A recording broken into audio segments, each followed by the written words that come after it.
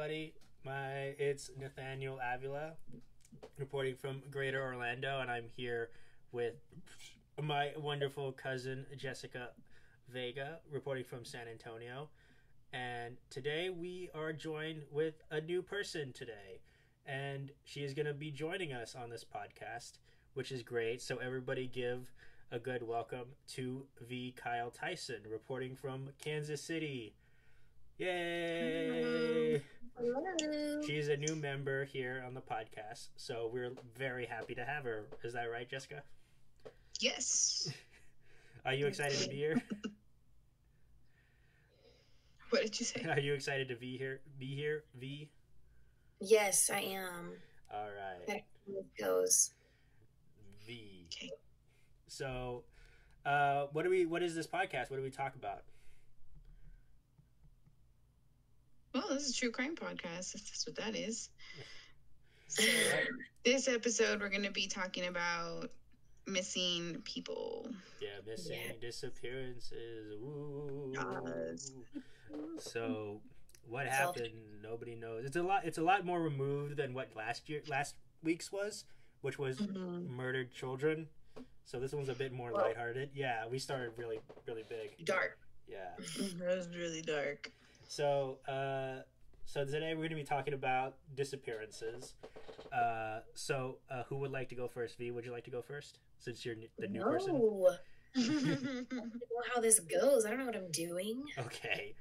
All right. So I'll go first. And so I will spin you to a yarn known as the Tale of the Ninth Legion Hispanic, or the Ninth Legion Spanish. So our journey begins all the way back in ancient times, like BC times. So the origin of the Legion is uncertain, but the Ninth Legion seems to have participated in the siege of Asculum during the Social War in 90 BC. So that's where we start.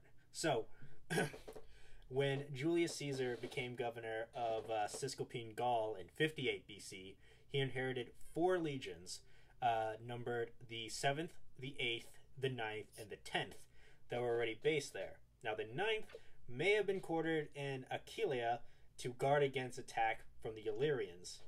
Caesar created 2 more legions, the 11th and the 12th, using all 6 for his attack on the Helvetii, initiating the Gallic Wars. So we're getting into a bit of world history here. So when the Caesarian 9th Legion fought against the battles of Dyrrhachium and Pharsalus, and in the African campaign in 46 BC, after his final victory, Caesar disbanded the legion and settled the veterans in the area of Pacinum. Now, this is where things all kind of changed. Do you guys know what the major event that happened that kind of changed the whole thing? He disappeared. He disappeared, yeah. No. No. I don't remember. I don't know. Julius Caesar was assassinated. Well, yeah, he was stabbed in the back. Yeah, by like a bunch of people. That's a whole different story that we'll get into like another day. So after he was assassinated, Caesar's ally Vendidius Bassus made attempts to recreate the 7th, 8th, and 9th legions, but it is not clear that any of these survived, even to the time of Philippi. So Octavian later recalled the veterans of the 9th to fight against the rebellion of Sextus Pompeius in Sicily. After defeating Sextus, yes, haha, his name is Sextus, they were sent to the province of Macedonia. The 9th remained with Octavian in the war of 31 BC against Mark Antony, and fought by his side in the Battle of Actium. So, is everybody following along so far? Everybody know what's going on? Yes. Yes. Okay. So, with Octavian, who was the person who succeeded Caesar, whom the Senate later titled Augustus, established as sole ruler of the Roman world, the legion was sent to Hispania to take part in a large-scale campaign against the Cantabrians. The nickname Hispania, or the Hispanic, was first found during the reign of Augustus and probably originated at that time. So after this, the Legion was probably part of the Imperial Army in the Rhine borderlands that was campaigning against the Germanic tribes. Following the abandonment of the Eastern Rhine area, the 9th was relocated to Pannonia. So that's where they went. So and now this is where things actually finally get interesting. So in 43 AD, the Legion most likely participated in the Roman invasion of Britain, led by Emperor Claudius and General Aelius Plautius, because they soon appear amongst the provincial garrison in 50 AD. So the 9th was one of 2 legions that defeated the forces of Caradocus at Caer Caradoc. Around the same year, the Legion constructed a fort, Lindum Colonia at Lincoln, England, that is, under the command of Cestius Nasica. They put down the first revolt of Vinicius between 52 and 57 AD. The 9th suffered serious defeat at the Battle of Camalodunum under Quintus Petilius Cerealis in the rebellion of Boudica, when most of the foot soldiers were killed in a disastrous attempt to relieve the besieged city of Camalodunum. Only the cavalry escaped. So the legion was later reinforced with legionaries, whom the Germania from the Germania provinces. When Cerealis returned as governor of Britain 10 years later, he took command of the 9th once more in a successful campaign against the Brigantes in 71 and 72 AD to subdue north-central Britain. Around the time, they constructed a new fortress called York, as shown by the finds of tidal stamps from the site. So the 9th participated in Agricola's invasion of Caledonia, which is modern-day Scotland, in 82 to 83 AD. According to Tacitus, the Legion narrowly escaped destruction when the Caledonians, beyond the 4th, launched a surprise attack at night on their fort. So the Caledonians burst upon them as they were terrified in their sleep. In a desperate hand-to-hand fighting, the Caledonians entered the camp, but Agricola was able to send cavalry to relieve the Legion. Seeing the relief force, the men of the 9th Legion recovered their spirit and, sure of their safety, fought for glory. Pushing back the Caledonians, the Legion also participated in the decisive battle of Mons Gropius. The last attested activity of the 9th in Britain was during the rebuilding of the stone of the legionary fortress at York in 108. This is recorded in an inscribed stone tablet discovered in 1864. After that, they completely vanished from the record, never to be seen or heard from again. Now there are some attestments like later on that some historians might have mentioned. So several inscriptions attesting to the 9th Hispanic have been found in the site of the legionary fortress in the lower Rhine River at Noviomagus Bavatorum, or Nijmegen, Netherlands. These include some tile stamps and silver-plated bronze pendant found in the 1990s. That was part of Falera, or military medal, with LEGHISPIX inscribed on the reverse. So in addition, an altar to Apollo dated from this period was found at a nearby Aquisgrani, or Aachen, Germany, which is its present-day Germany, erected in a fulfillment of a vow by Lucius Latinius Macer, who describes himself as the chief centurion and as prefect of the camp, which is like the third in command of the 9th Hispanic.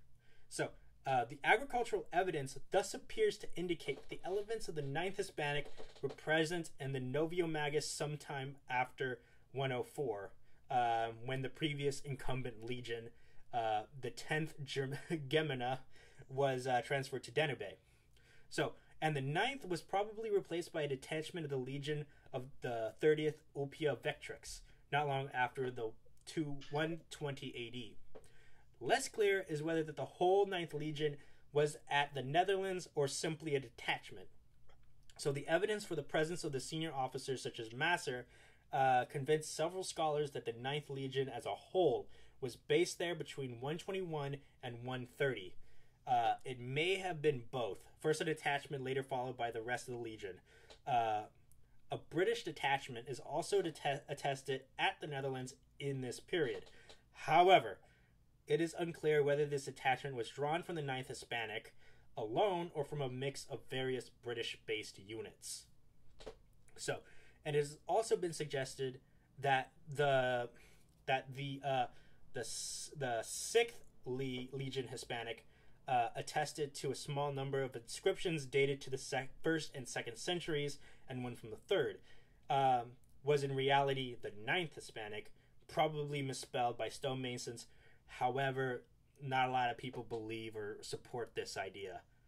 So, let's get into some theories about how they may have disappeared and what happened. You guys ready for this?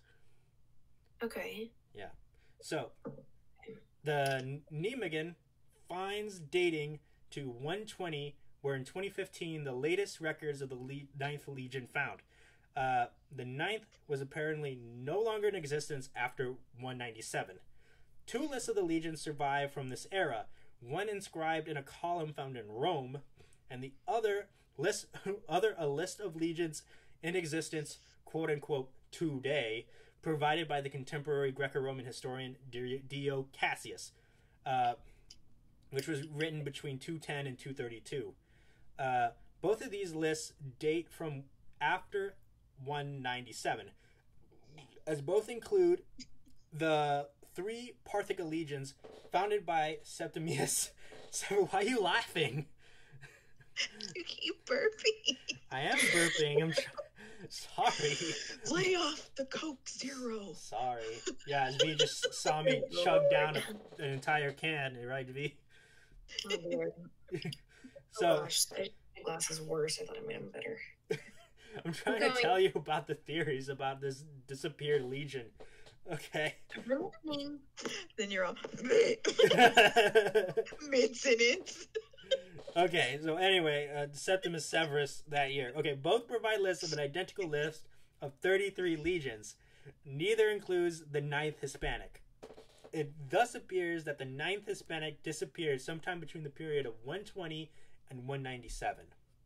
So, the traditional theory is that the 9th was destroyed in a war on Britain's northern frontier against the indigenous Celtic tribes. According to the eminent 19th century German classicist Theodor Mommsen, under Adrian, there was a terrible catastrophe here. Apparently, an attack on the fortress of Eberacum, aka York, and the annihilation of the legion stationed there. The very same 9th that had fought so unluckily in the Bodican revolt. He suggested that a revolt of the Brigantes soon after 108 was the most likely explanation. Mommsen cited as evidence the Roman historian Marcus Cornelius Fronto, writing in the 160s, who told Emperor Marcus Aurelius, "Indeed, when your father Adrian held imperial power, what great numbers of soldiers were killed by the Jews, and what great numbers by the Britons." So, the Emperor Adrian visited Britain in person around 122 AD, when he launched the construction of Adrian's Wall, because according to the one Roman source, the Britons could not be kept under Roman control. So it is plausible that Adrian was responding to a military disaster. However, there is no archaeological evidence of it around 120. So, Mommsen's thesis was published long before the first traces of the 9th Hispanic were found at Nijmegen. As a result of these, and of the inscriptions proving that 2 senior officers who were deputy commanders of the 9th in 120 lived on for several decades to lead distinguished public careers, led to the Mommsen theory falling out of favor with many scholars. So, what do you guys think of that theory? What do you guys think? Jessica. I don't know, man. You don't That's know? a lot. It's too much. What happened to the ninth? What is going on? I don't know. I think they just got chopped up and eaten. They got chopped up and eaten by who? Yeah, I don't know. The tribes, maybe? The what? The tribes that were around, maybe? You mean the Celtic people? Yeah. Mm-hmm. I don't think they were cannibals. Hey, Well, we don't know. Okay. we don't know. What do you think, V? What happened to the ninth? Maybe they weren't eaten, you know? Maybe they were just I don't know. Like, that's like a lot of information. That's like, it makes me think of,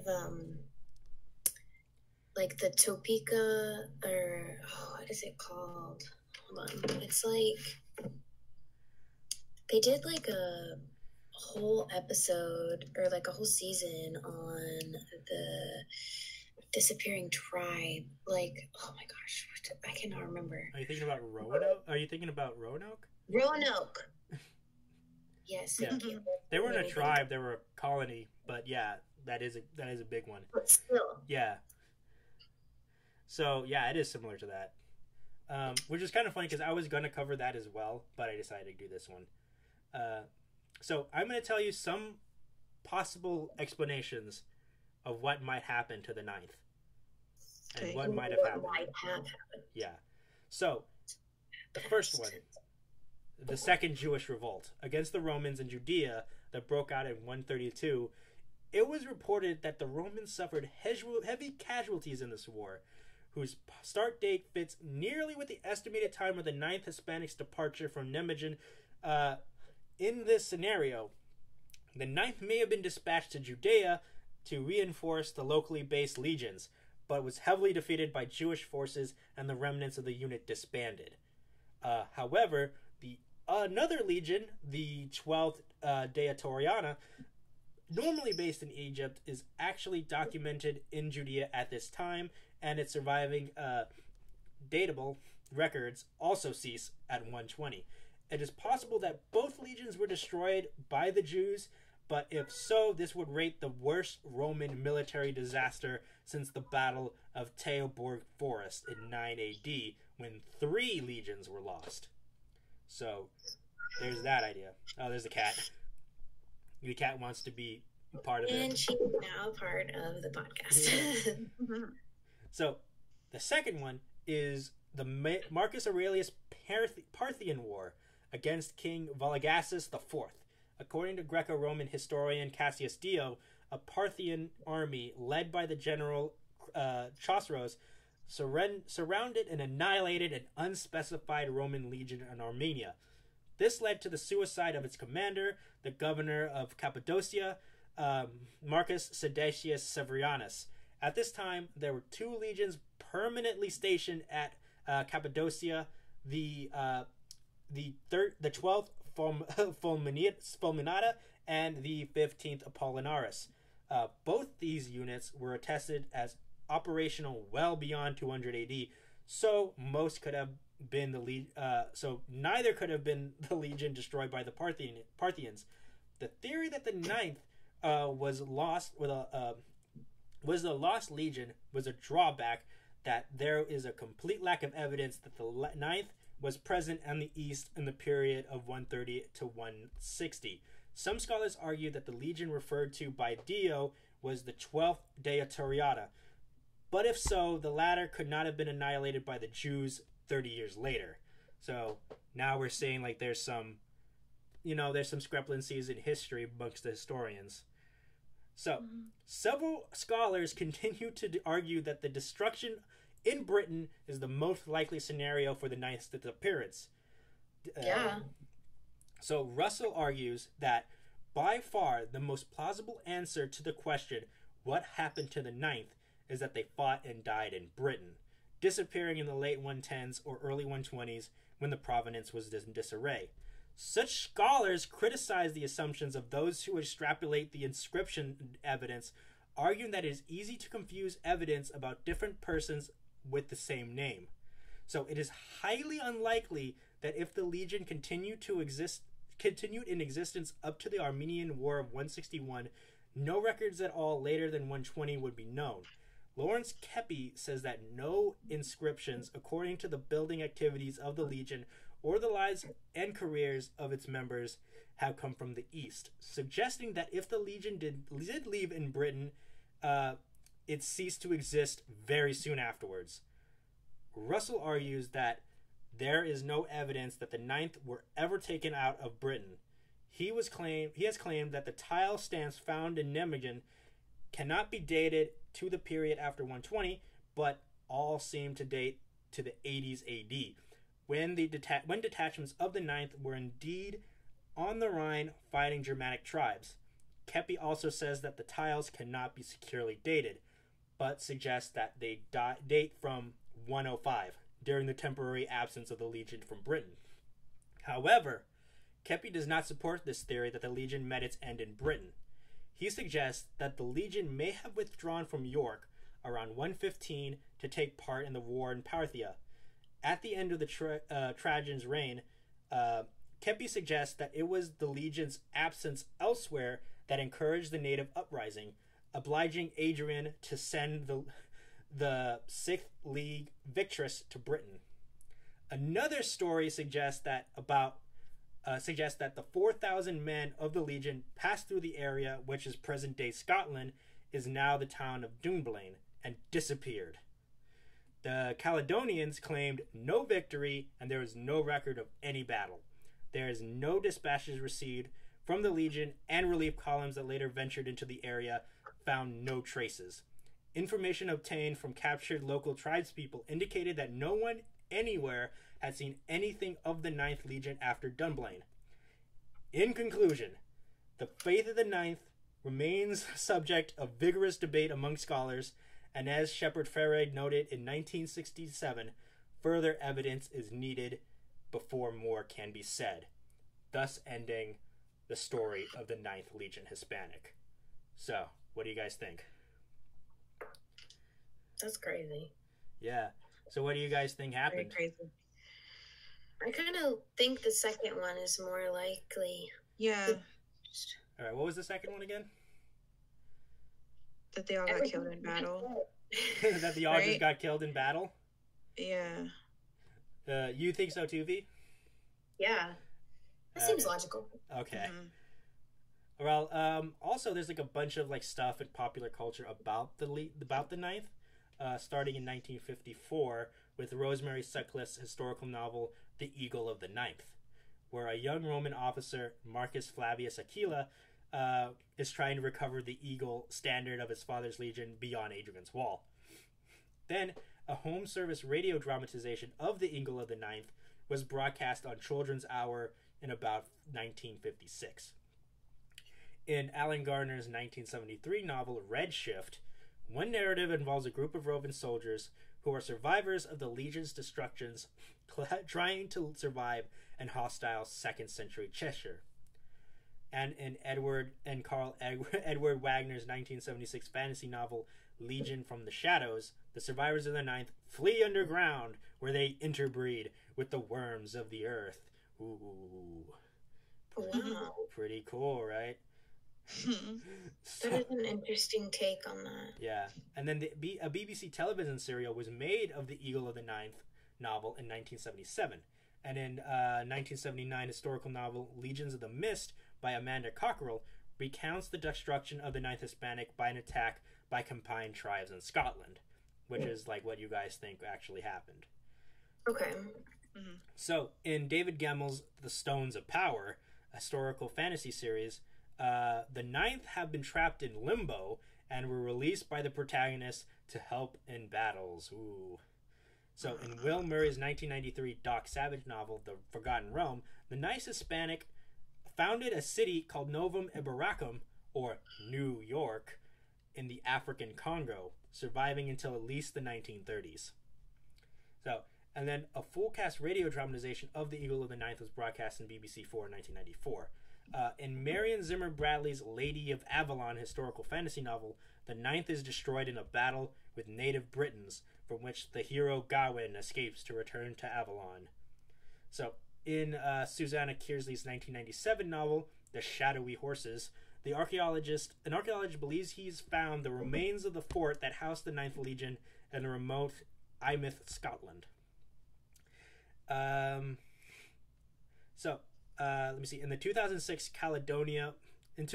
album Caledonia by German Celtic metal band Suidakra includes the song The Ninth Legion about the Legion's fight with the Picts. And in the 2007 movie The Last Legion was also based on a novel also entitled that. So, okay. Yeah. So the Stephen Lorne Bennett's 2010 historical novel The Last of the Ninth Legion is destroyed by the Parthians under General Crassus in Cappadocia in 161 AD. The 2010 movie Centurion follows the destiny of the Ninth Legion as seen in the perspective of Centurion Quintus Dias. So, and then in 2011, the movie The Eagle is based on the book The Eagle of the Ninth. In 2013, the book The Eagle Has Fallen, written by Brian Young, also subscribes to the theory that the Legion was destroyed in Britain. The 2017 Doctor Who episode Eaters of the Light features the remnants of the Ninth Legion, which was wiped out by an extraterrestrial being. And in Kate Atkinson's novel Behind the Scenes at the Museum, set in 20th century York, the ghosts of the members of the Legion, the Ninth Legion, together with those other people from periods of York's history, celebrate the coronation of Queen Elizabeth II in 1953 and raise aloft their Legion's eagle in the new Queen's honor. Ooh, and that's the end of the story of the Legion, the Ninth Legion Hispanic. So, what are your thoughts? That's crazy that they have all that stuff about it. Yeah. You know? Yeah, it's very popular especially in British history. It's definitely a mystery. So, do you think we'll ever figure out what happened to the Ninth League?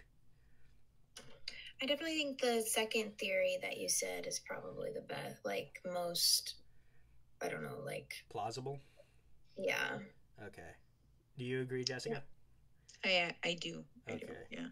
It makes sense. Okay. Such a long time ago too.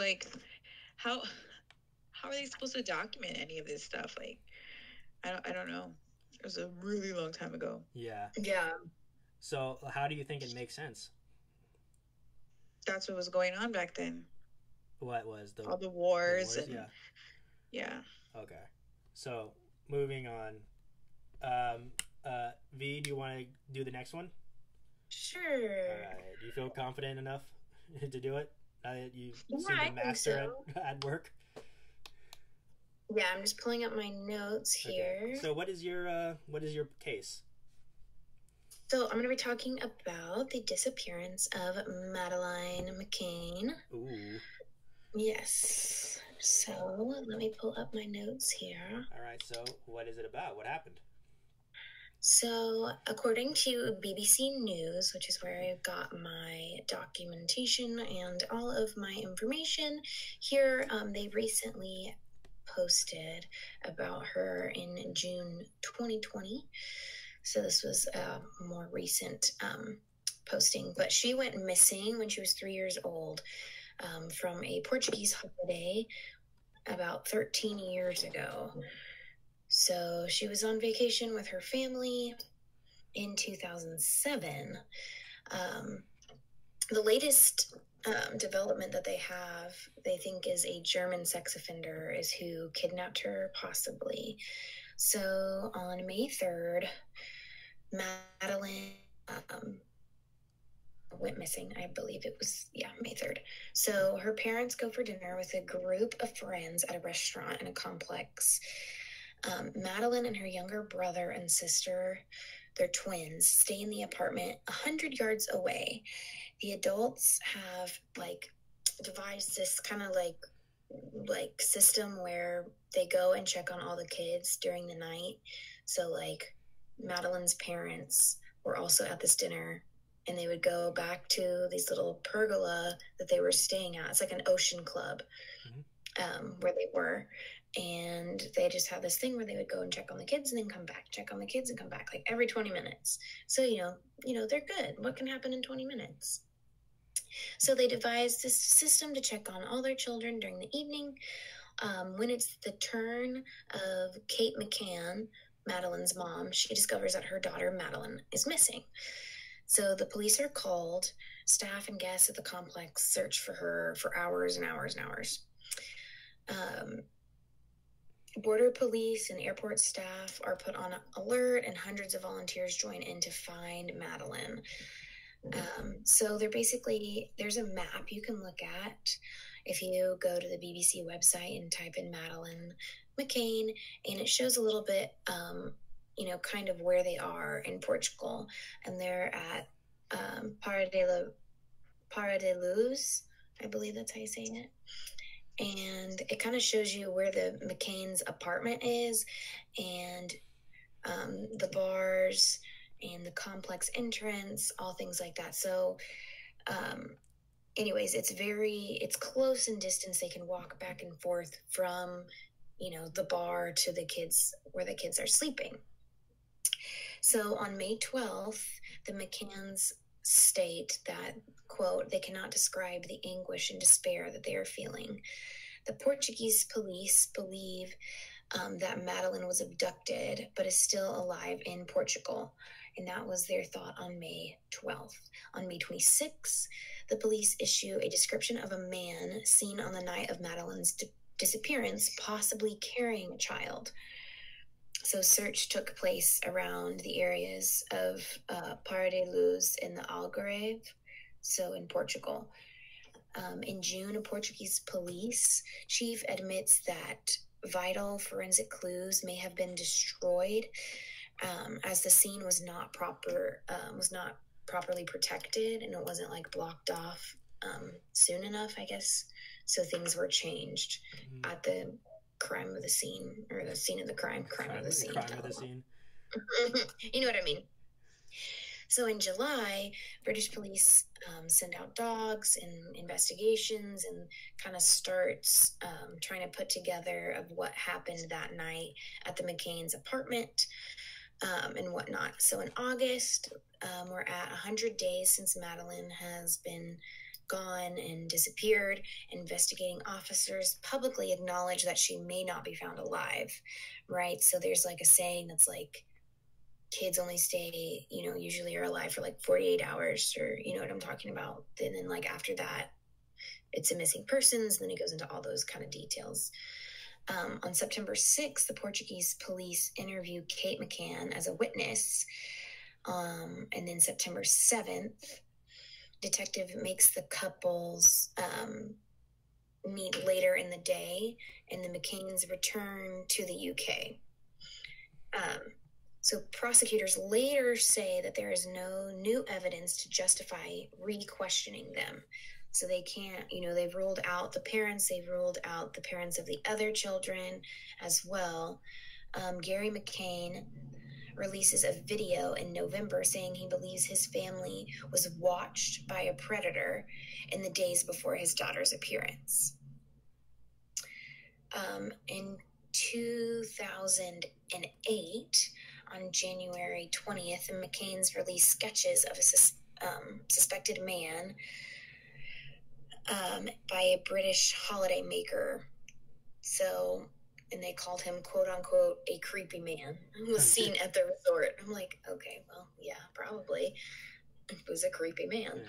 I remember one time, I believe that they also, one of the police released a sketch of just an egg head, right? I don't know. I haven't seen that. It was just a head, and it didn't have a face. It looked like a picture of Slender Man, and it'd be like, oh, "Have you seen this man?" And then that's how they did that. That's how they did it. All right, proceed. So the following year, on May 3rd, so a full year of Madeline's disappearance. Again, she's 3 years old. Miss McCann urges people to pray like mad for her little girl. By July, Portuguese police say they have submitted a final report on the case. Weeks later, authorities shelve their investigation and lift the status of the McCanns. All right.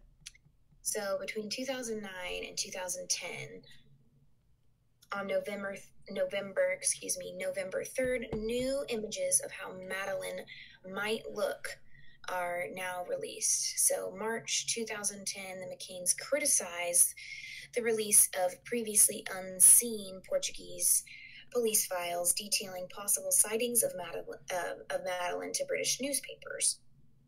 So they basically, I'm assuming this is what they were feeling. The McCains were not, happy with how they were.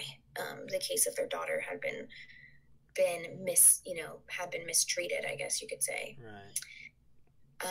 So a few years later, in 2011, the McCain's book Madeline is released in May.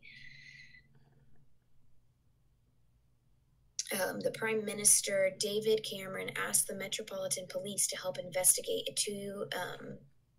two-year-old review follows. So, they go back in, it's been 2 years, and they start doing a review of what happened. Okay.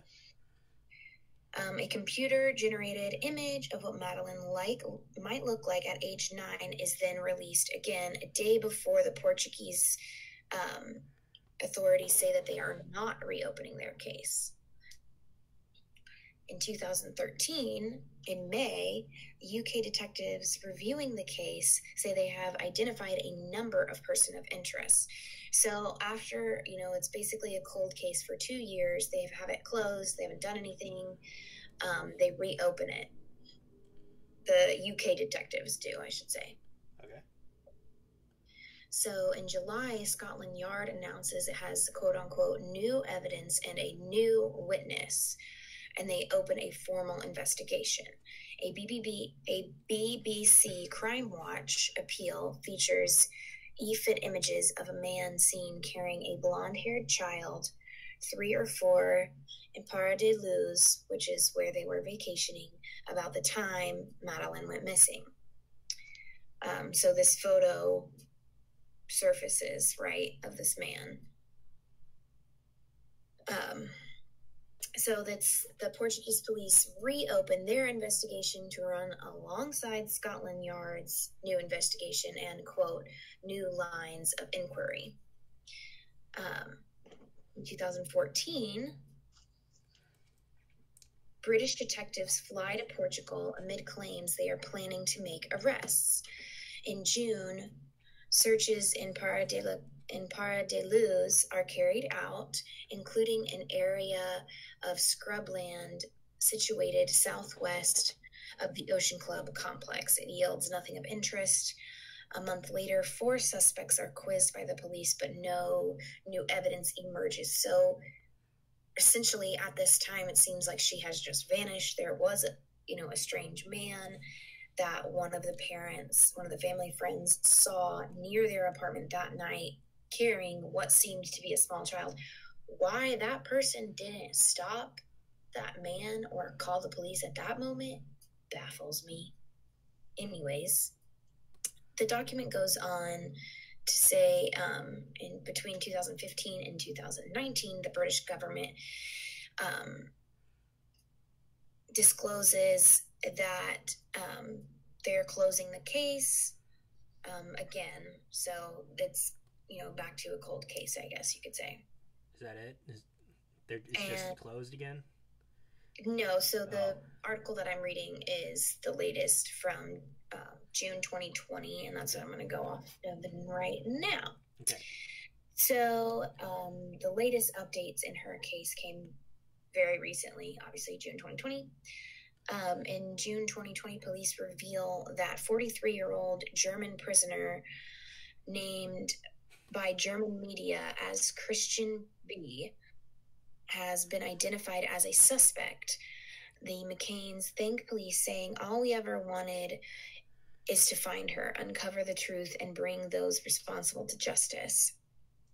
We will never give up hope finding Madeline alive, but whatever the outcome may be, we need to know as well as we need to find peace."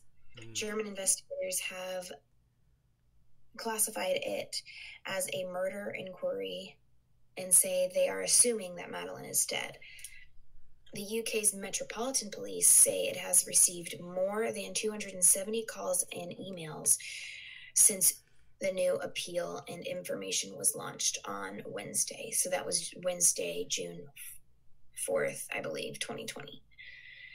So I watched this document because it was like this documentary when it came out, because it's on Netflix, and it was quite fascinating. Oh, yeah. But literally she just like disappears because they were checking on them like on this like rotary like system. Are you crying? Jessica, are you crying? Oh, she Oh no, I've seen this documentary. It's very interesting. So like, right. Would you, Jessica? Would you leave your kid alone? Nope. That's what I'm saying. No like, rotary system. No freaking. No. Yeah, I thought that was really, really odd. Like the way they talk in the documentary, it sounds like it's a normal thing. Like this is something that they've done before, and they've obviously done it multiple times. And I can't. Let me see. I don't. Let me see. Back. It's just that was just so crazy. Yeah, and especially being somewhere that you're not familiar with. Yeah. She was. Yeah. Yeah, she was born in 2003, and then disappeared 2007. That's crazy. She would be my daughter's age. My daughter's 17. What would you? Oh my gosh! What would you do if one of your kids went missing, Jessica? No. What would you just say? No. No, I'd lose my mind. She doesn't want to think about that. Don't. But anyway, they're from England. I don't know. That's just. There's just no way. Like, even if you look at the map, like that's on that BBC like website, you know, and has all the information. Like that's what has always gotten me about this is like, of course, I don't have any kids. I have a lot of experience with kids. You know, I've been a nanny, I've been a daycare teacher, arts teacher, music teacher, like all kinds of things. I've taught everything. But I just could not. No. Yeah, that's what I'm saying. If I remember correctly, the map shows that this place wasn't super, super close. That they were just having people walk, like you said. Literally, they just walk to the apartment, the condo, and then go back to the bar. And I'm like, these kids were all like fairly small, if I'm not mistaken. So no, why only one? Like, why only one? I think there's something like it's so fishy to me. Like it is so fishy to me. I think I've always thought that one of like the parents like set something, like one of the parents had something set up. Set up? What do you mean? I don't know. Like to take the daughter, like I don't like not the parent, like maybe not Madeline's parents, but like one of the other ones, because they were rotating, right? So it was like a group of people, like a group of friends, and like each parent would take turns going back to check on the group of kids that were at the apartment. And I am just like, it's just weird. And then they said they had an eyewitness that saw someone carrying what looked like a small child with blonde hair. Okay, who the heck was that witness? Where is that person? Where are you? Where are you? Like, I have serious questions for you. Because if I saw someone carrying what I thought was a small child, I would immediately, well, first of all, if they were creepy, I wouldn't go up to them, but I would immediately call, like, the police. So, like, suspicious activity. So are you inferring that one of the other parents had something to do with the disappearance? I mean, I think so. Like, that's just me personally. Like, the whole thing is just weird. Okay. Well, that's just your opinion. We have to say that. And legally. the crime scene was, they said there wasn't significant evidence, and it was like tampered with. Like the crime of the scene was tampered with. So they couldn't get all they couldn't get as much evidence. But also she like disappeared. What? I don't know. That's just so, I mean, from the get-go, I think Jessica agrees. Even I think maybe, I don't know, like I just would never leave. She's 3 years old, and then there were twins. Like I don't know if they were her younger siblings or her older siblings, but then they had like her two like twins, her twin brother and sister there too. And I'm like, that's way too little, especially if they're drinking and they're like, we're walking back and forth. Yep. That is some white people shit right there. Like, that is the craziest thing. I would never. Like, I don't know what that is, but it ain't. Some Mexican families can get down like that too, but I'm not one of those parents. But if they're drinking, they're there. Like the babies are all there. Remember, y'all make us stay up until like 3 a.m. Don't even. Yeah. So, do you guys feel that is Madeleine McCann still alive? I don't know. I honestly don't know. What do you think? I don't know either. I don't know. Especially with cases like this where the child is so small. I mean, with any child, you don't want to think the worst, right? So, but at the same time, like, if she was taken by somebody, especially a sexual predator,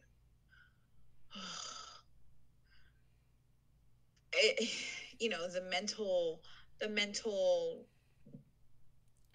like toll. Yeah, I don't know how to explain it. Like going through all that, or what the potential could be that she has been going through or went through. That takes a toll on somebody. A lot of people would rather not have those thoughts at all in their mind. So I don't know. Yeah. Do you guys think that she'll be found? I mean, it's been 13 years, so... But what was, like, that one case, what was her name? Like, she was abducted, a girl, and she was, like, with a cult for, like, 3 or, I don't know, like, a long time. And then she was... Amanda. Elizabeth Smart. Elizabeth. Yeah. See? So you never know, like... Yeah, but this little girl is 3 years old, though, so...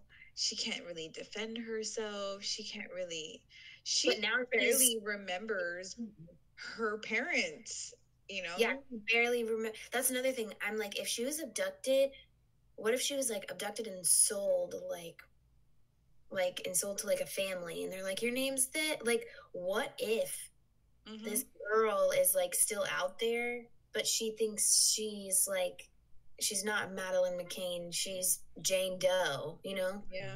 She's like, actually, your name's this. She's like, oh, okay. And she wouldn't know because 3, like, you only start making memories when you're like 2. Yeah, you don't remember a whole lot either when you get older. So I don't know. Let's go with that theory. I like that theory. I would rather her be with the family just thinking that she's somebody else in my brain than the latter. Okay. Than like the worst, yeah. I'd rather, I think of like, okay, maybe that. Yeah. So you think... What's yours, Jessica? Do you have any cases for us, Jessica? So, okay, so I want y'all to pick because I wasn't sure. Because it sounds like you guys are talking about like well-known cases. So we have Natalie Holloway. Okay. She was the one that went on a senior trip in Aruba, and she has yet to be seen since. Okay. Yes. Okay, so there's that one, and then it's a local case. A lady named Cecilia Gallegos was missing, but everything points to the husband. So she still hasn't been located, but all signs point to the husband did it. Okay. Which one do you want to hear? Local as in San Antonio, or local? Yes, San Antonio. Homegrown. I used to live there, so let's hear that. Yeah, let's hear that. Okay, so this story, Cecilia Gallegos, she's 30 years old. She went missing in 2019. She's a mother of 4, and they are still looking for her. Although, like I said, all signs point to you know who. So on July 8th, her husband called the cops. They called 911, and he said that him and his wife got into a fight, and she cut him, and she took off walking on foot from the house. She didn't take any clothes. She didn't take any car. She didn't take any kids with her. She just left. Wait, so she cut him like with a knife? Yeah, or something. You know, like they were getting physical with each other. Let's get physical. Yeah, there was an argument over infidelity, is what I'm seeing. Infidelity? Okay. Yeah. I don't know whose end, but so yeah. So she went missing, right? So the family's like, this is BS, you know, like she would never leave. She would never leave her kids. She would never just leave and not say anything to somebody. And he did have a history of domestic violence with her. So when the cops went to go backtrack and look at, you know, like the time frame, the timestamps, and she had her house wired for security surveillance outside and in the inside. So when the cops went and they pulled the security footage, they were able to see that she actually went into her bedroom on July 7th and never came back out. Right? So, like I said, he called the cops on the 8th. Yeah. She went into her bedroom, and they were fighting in the bedroom. Okay. Right? Okay. So, they were fighting in the bedroom. The kids were home. They heard everything, and they were in their rooms. But I'm guessing that it was probably normal because they knew to just stay in their rooms. So he called on the 8th, and the cop said the footage, the last time you see her is on the 7th, because the next time you see him come out of the room is also on the 7th, but he cuts the footage off for a couple hours. And after that, he turns it back on, and you see him loading stuff into his car, like cleaning stuff, tools, equipment, a chainsaw, like different stuff like that into his vehicle. A body bag. And right. Everything. Yeah, that sounds very sus. Like cleaning supplies, everything. And what? Yeah. And then, like I said, you never see her anymore because he's already, you know, done what he needed to do. This is everything that the cops are like assuming happened without saying it. They're just giving us the evidence that they have. So she had like cameras inside of her house? Yeah, she had kind of like, what is that? The when you get on Amazon, the cameras you get. Like nanny cams? Yeah, they put them all over the place, and you could talk in your cameras and be like, "Hey, babe, what's going on?" And you're not home or whatever. That she had them installed in her house. So she had like them inside of her house and outside. And outside. And he knew to turn them off though, so he turned them off. They remained off for 2 hours, and it says that he made 3 trips in between 2 and 11 minutes in length. He left at 6:27 a.m. and did not return until 8:48 a.m. According to the police, he came back and loaded a chainsaw, a shovel, trash bags, and cleaning supplies. He said his shirt appeared wet from sweat. Nice. Sweat. Did they analyze it to make sure that it was sweat? Right. So then the day after the 8th was when he called. It was red sweat. The call in. Right. He called the call in and saying that she's missing. So that's why he ended up getting arrested, because they put these pieces together and they were able to only arrest him on making a false call, like lying on your call. You lied. She didn't go missing. Yeah, she didn't go missing at this time, because we see on these cameras, this footage, that she's not even there at all at this time. So it's still like a pending open investigation. Oh, Yeah. my goodness. Hold on. Yeah, this is all fairly recent, too. This just happened. Okay, text that to me message that name to me because my friend works at the San Antonio Police Department. Okay. I'll tell you, his name is Reyes Gallegos. Him and Cecilia Gallegos have been married since 2013, and she came up missing. The date for this is 2019, so last year. She wants you to put her name in the chat. Okay. Okay, we're putting it in the chat. That is wacky. He 1000% did it. Yeah, for sure. But I guess they just need to make sure they have other ducks in a row. Like he comes out and he's like, "Oh, this is sweat," and he's like, "But it's red sweat." Yeah. From so inside. It's pretty crazy. There's an open group, I think, on Facebook for support for her. I even was looking at it a little while ago. I think Dr. Phil's doing a segment of missing women when it has something to do with the husband, and they're showcasing her as one of them, as like 5 or 6 people. All the femicide stuff and the stuff that's happening in Turkey. So, with all the Turkish women being murdered by like domestic partners or like fathers or like men. I don't know if you guys saw that. That was going on. So the like black and like, you know, all these women posting like the black and white photo challenge. Oh, that's what that is? That's what it was supposed to be. So these Turkish women are being like murdered and killed by these men in their lives, or like these higher up men, and nothing gets done about it because that's just how the government there works.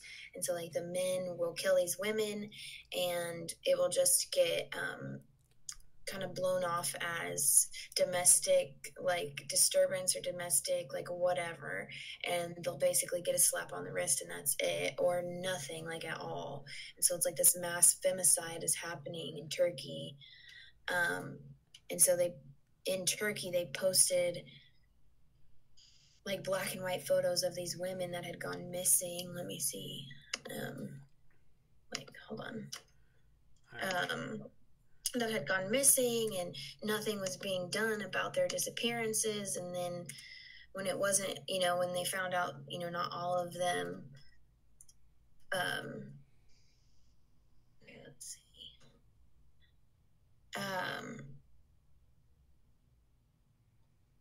Yeah, so like murder in Turkey sparks outrage over rising violence against Turkish women, the femicide rates and efforts to roll back legislation designed to protect women under the spotlight. Because again, like the murder, so for example, the murder of 27-year-old woman of an ex-boyfriend in Turkey is shining a light on the country's shockingly high femicide rate and government efforts to roll back legislation designed to protect women from gender-based violence. So right now they have like pretty much no protection over that. It's crazy. Yeah, so time warp are they in? Yeah, super, super crazy. So according to the document that I'm looking at, which is The Guardian, it's this document online, let's see, was published. You'd have to fact check me on this. Anyway, it's a Turkey, like half of it's in Turkish, but so violence against women and so-called quote-unquote honor killings are deeply rooted and prevalent in Turkey. In 2009, prevention strategies, 42% of Turkish women aged between 15 and 60 have suffered some sort of physical or sexual violence by their husbands or partners. And then the problem is getting worse.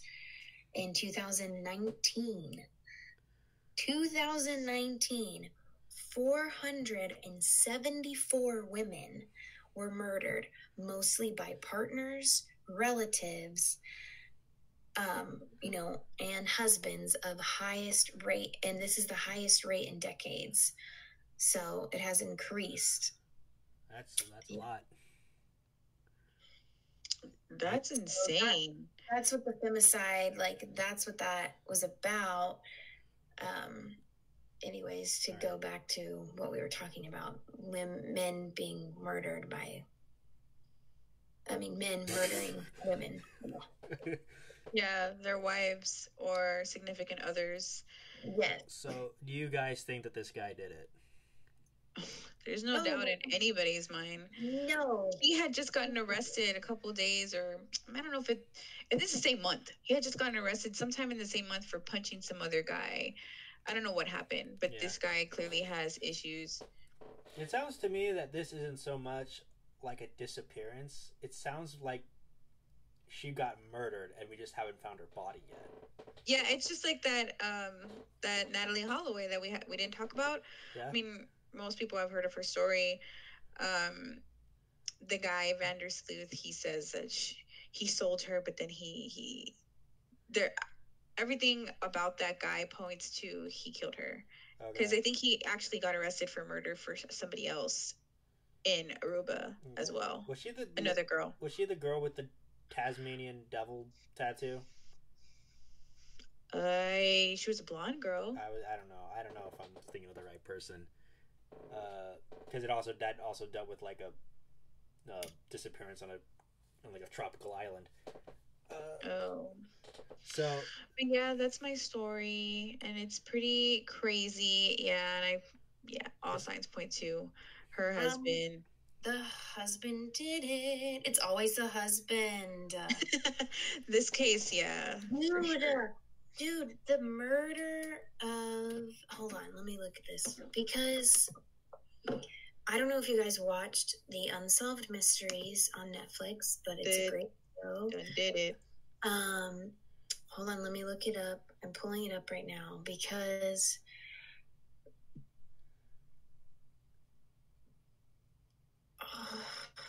hold on. The new Unsolved Mysteries doesn't have a host anymore. It's just nobody.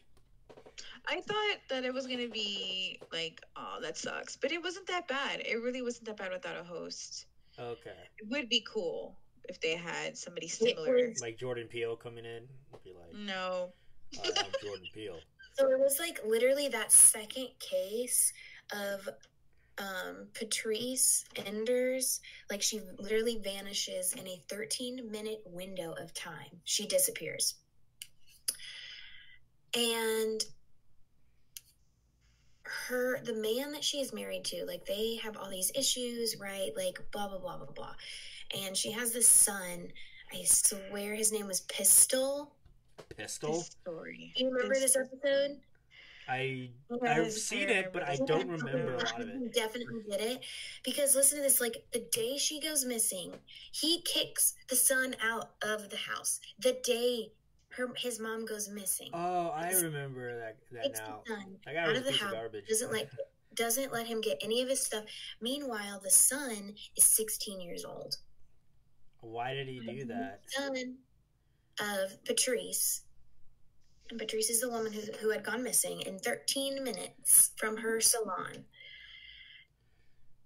Who the heck, like, it had to be somebody she knew.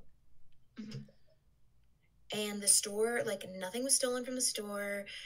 Like, there's nothing, like, no money, no, like, literally nothing. And I'm pretty sure, like, her cell phone was left there. Like, everything was left. But this, like, the stepdad does not let the son go back into the house the day his mom goes missing, kicks him out. Yeah. I'm like, do you remember what his reasoning? He's a piece of work. Do you remember what his reasoning was for that? I'm sorry? Do you remember what his reasoning was for that? He didn't like him. He didn't like him. Just because I think he was a no good kid. That's literally what he said. That's reason Which to kick him out. stepdad says that? Like, I think that's the motive here. Is I think the mom was trying to leave him.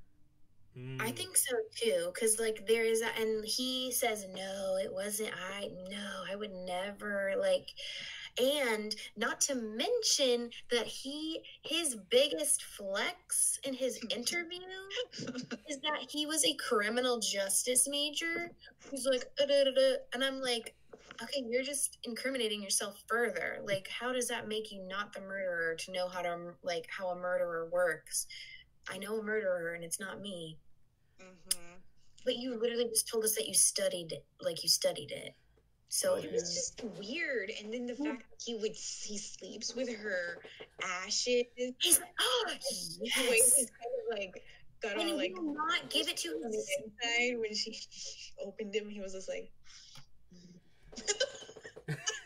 I know a murderer when I see one. Well, her every day in the mirror. Still grieving as an adult, he's like a grown ass kid now. Like he's 26 or however many years it has been. I don't know exactly, but that just like broke my heart when he's like crying. He's like, yeah, I really haven't even got to put my mom to rest because he won't give me any of her ashes or any of her things. And I'm like, I would break the house down. Like there's just no freaking way. I don't give a rat's crap. Yeah, but then you'll go to prison for breaking and entering. Then what do you do? Well, give my mom's stuff back. Yeah, like at least something like a photo, like nothing, because like he was 16 and this was a long time ago, so it's not like we had our cell phones and like he could print a picture. Uh-huh. So he probably doesn't. Oh my gosh, that just killed me. I mean, his name is Pistol, so I feel bad for him already. But, whew, like, dang. Hey, my name's Pistol. Bow, bow. She was found, and like I said, he has her. And then what he said, he asked the medical examiner to put her together on the table, just the bones, because that was the last time I've ever seen her that intact. Like, what? Who the fuck says that? Oh, yeah, I totally forgot about that. He did it. No way. Lay out her bones so I can... Should we contact Unsolved Mysteries, tell them to crack the case? I think that the show Unsolved Mysteries is opening a lot of these cases that they did have on it. The other one with the kid that went to the party. Oh yeah, that guy. Rounded up dead by the river. That case is now they opened it. This one I think is now another one that they reopened. It's crazy, like all the different platforms, because we have all these different platforms. Like more cases are opening, like the Carol Baskin case. She didn't. I know everyone in their mama. She did it. She did not do that. She did not kill her husband. I don't think so. I think Tiger King kind of portrayed her in the wrong light. She forged the paperwork. They played to their audience. I'm sorry, they did. And it's bull. Because let me tell you, I'm from Oklahoma. Sorry, unfortunately, born and raised. But I just think that's a crap. Like, I'm sorry. She did not cut her husband up and feed him. He was in a lot of deep, dark shit before he went missing anyways, and constantly talked about all the stuff he was doing in Cuba or whatever. Yeah. Wasn't he like in a lot of debt? So he didn't have a lot of money. So yeah. It's not, yeah. And I mean, I know. I just think that's Jessica, you really think that she killed? No, you do not. Why do you think he killed her? I think what sealed it for me and a lot of other people was the way the death certificate says, or not the death certificate, the documentation for her to be able to keep everything. If and when this dude died, it said if he died or if he disappeared. That's not something that you normally see on a document like that. On a document like what? I think it's the will.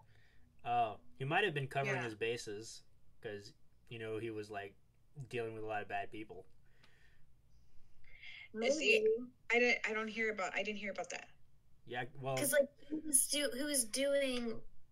he was like, I don't know if he was money laundering exactly. Like, I don't know exactly what he was doing, but he was in some deep shit and trying to move them to Cuba or wherever it was. I can't remember where he wanted to move them to. Because she's in Florida, right? She's in Tampa. Okay, yeah, so she's in Tampa. I don't know, but they're reopening the case because of the show. I don't think they're gonna find anything. Nope, they're not. Because I don't think so either. Because she's innocent, right? And like, I don't know. I just cannot, like, that is just so outlandish. Yeah, I think Tiger King kind of didn't. She fed him to the bull, like. Oh. What did she say? They asked her, if you were gonna feed something to the tigers, what would you put on it to lure them? And she said, was it like fish oil or something like that? Yeah, I'd have to cover you in fish oil first. Something like that. Yeah, so they're like, she put him in the oil. Yeah, she basted his ass in fish oil. And then the interviewers were like, okay, so the next thing we're going to say, did you do it? Did you do it? Little old Ray saw it. Little old Ray on there. Season it up real good. A little bit. Oh my gosh. Okay, guys, let me tell you one more story. It's a quick one. It is 12:45, Nate. Yeah, it's really quick. All right, so this is the disappearance of Edward and Stefania Andrews. You ready to hear the story? Andrews. You have 5 minutes. Huh? You have 5 minutes. I have 5 minutes? Yeah, okay. I'm exhausted. Okay, so I'm going to give you some background. So at the time of the disappearance, the Andrews resided in Arlington Heights. Edward Andrews was a manager and bookkeeper for a Chicago manufacturer, and Stefania was a credit investigator. Both were planning to retire within the year. So they were a bit like in the autumn of the years. So on the evening of May 15th, 1970, the Andrews attended a cocktail party at the Sheraton Chicago Hotel located in 505 North Michigan Avenue. About 9:30 p.m., the hotel's parking garage valet and manager observed the Edward Andrews staggering as he approached his vehicle. When exiting the garage, the Andrews vehicle sideswiped the door, at which time the valet observed that Stefania Andrews, seated in the front passenger seat, was crying. So Edward Andrews then proceeded out of the garage onto the lower deck of the Michigan Avenue, where he illegally drove south in the northbound lanes toward the Michigan Avenue Bridge and Wicker Drive. This was the last reported sighting of the Andrews and their vehicle in their 1969 Oldsmobile. The Andrews failed to attend a scheduled dinner party the next night, and neither reported to work the following Monday. And that is the disappearance of Edward and Stefania Andrews. What did you guys think? Yeah, they died. Water. You think they just died? Oh yeah, they were drunk and driving.